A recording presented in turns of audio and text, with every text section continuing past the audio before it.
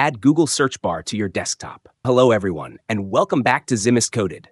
In today's video, I'll show you how to add a Google search bar directly to your desktop using Microsoft Edge's new Launch Search Bar feature. This gives you instant access to Google Search without even opening your browser. It's quick, convenient, and makes your desktop experience smarter. Let's get started.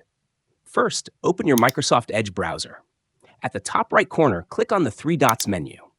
From the drop-down, hover over More Tools, and then click on Launch Search Bar. Just like that, the search bar will appear right on your screen. You can drag and position it anywhere you want, top, bottom, or side. It's all up to you.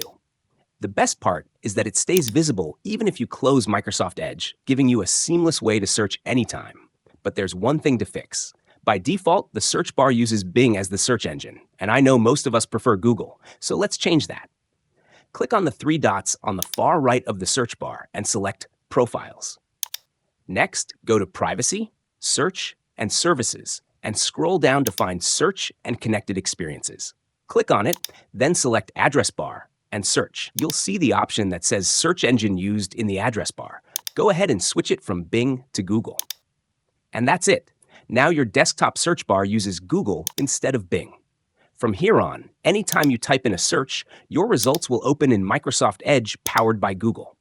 Whether you're looking for quick answers, tutorials, recipes, or breaking news, everything is just a click away, right from your desktop. So go ahead and try it out.